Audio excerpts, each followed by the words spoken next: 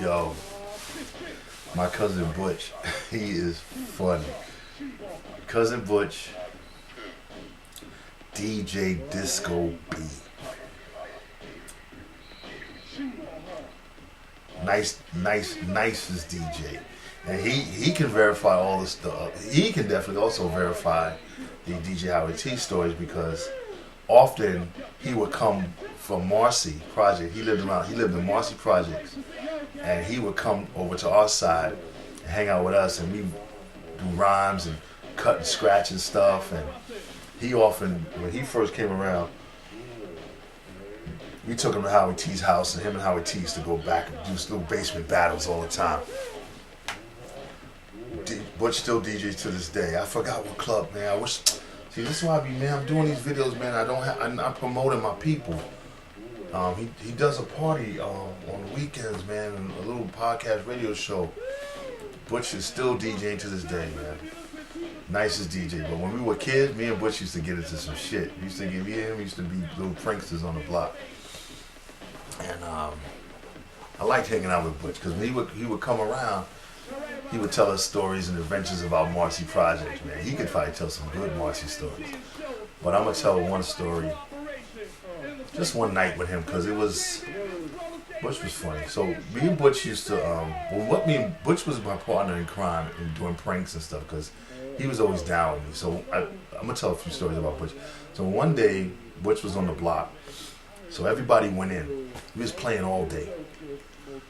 So everybody goes in, and usually me and Butch would be the last two guys left.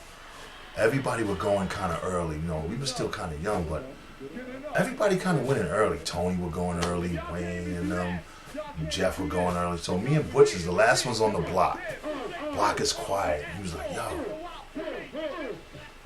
what do you want to do? I said, I don't know. So we started walking up the block. So we noticed that Tony's basement light was on. So we went and we snuck into the driveway because the way the houses were set up, you had the basement, and the basement window was level with the driveway. So we would basically crawl up to Tone's window. So that night we crawled up to Tone's window, and we looking in the window, and Tone is in the window, and he's having some kind of fun with Michelle and his cousin, but Tone is pretending to be the king, and I guess they were the slaves.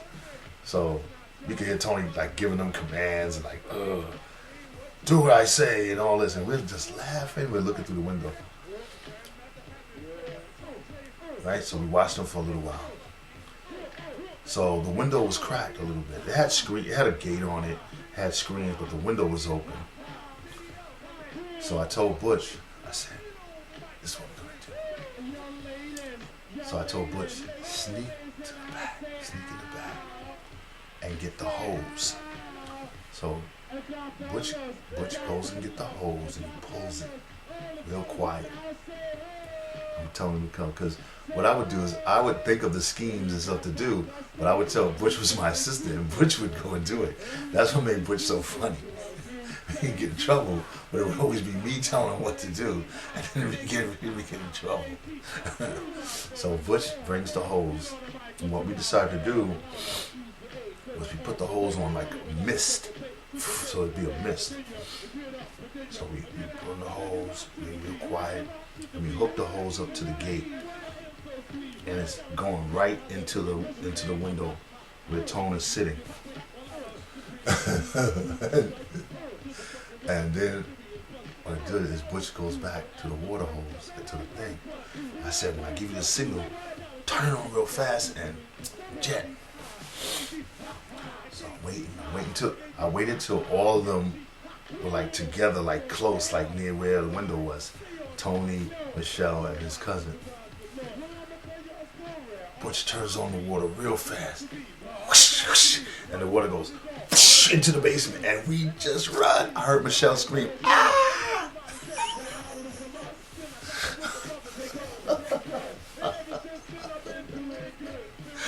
Oh shit, that was funny.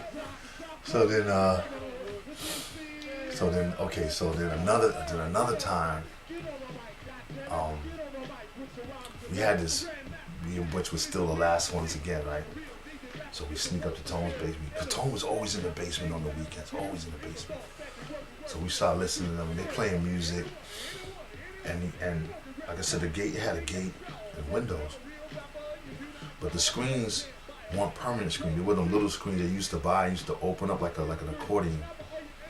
So one night I told Butch, yo, get that stick. So Butch gets the stick.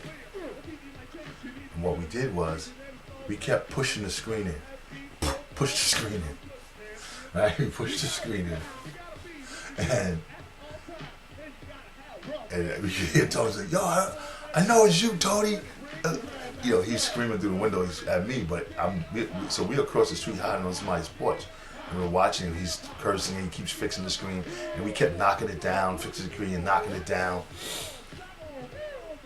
At one point we pushed the stick and the stick went all the way in and we ran. We were in for the night. So we were just bothering Tone. That's just what we did. So when I come out in the morning, the stick is in front of my gate. Tone put the stick in front of my gate to let me know that I know it was you, motherfucker. So when I go see Tone, he's looking at me with the face. Miss Murray's going, Tony. Yeah, she had this accent. She was cute. She said, Tony. He said, Tony, why you doing it? Tony's mad at you. He's mad at you. But you know, that was the shit we did. All right, so Butch, right? So Butch was a mad dude. So one night, so now we're older. I haven't seen Butch in a lot of years, and it's like 88. It's like no 87. It could be 85, 86, 88, 87. This is around 86, 87. And I'm dating this girl, and she lives a few blocks down from Markz Projects. But I would go see her on the weekends and hang out with her. And so one night I had to go home, and it's like 2 in the morning. And I always get stuck there, always.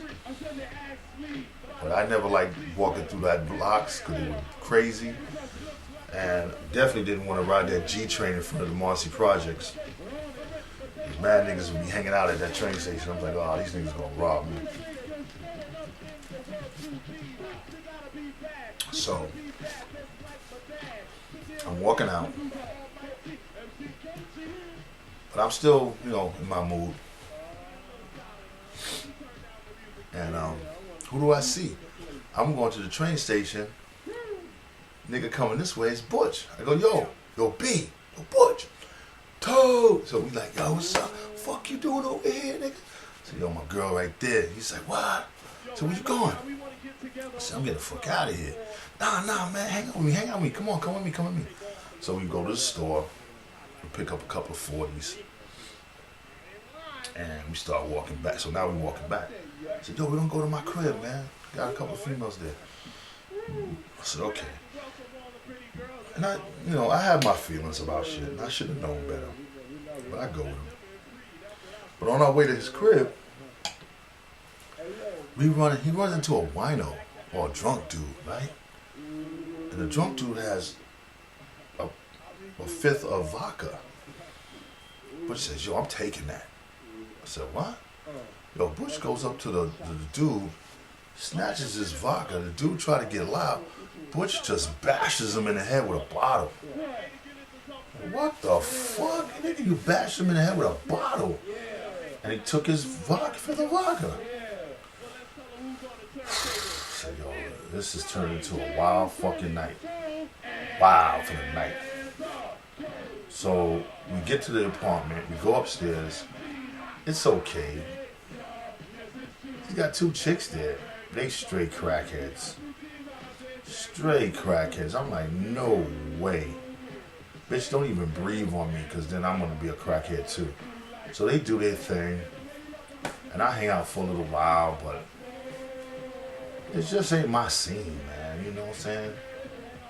It ain't my scene. So I hung out for a little while. We catch up.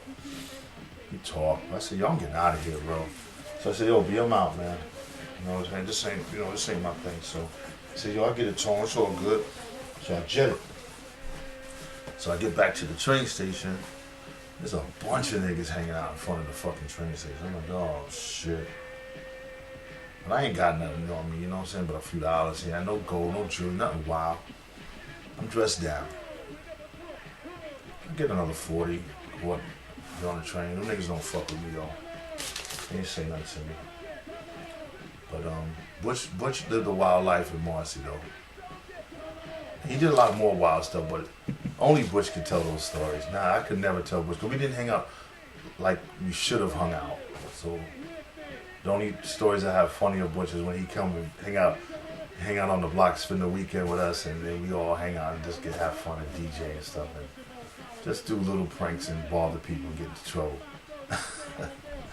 DJ Butchie B, Disco B. Well, one love, kid.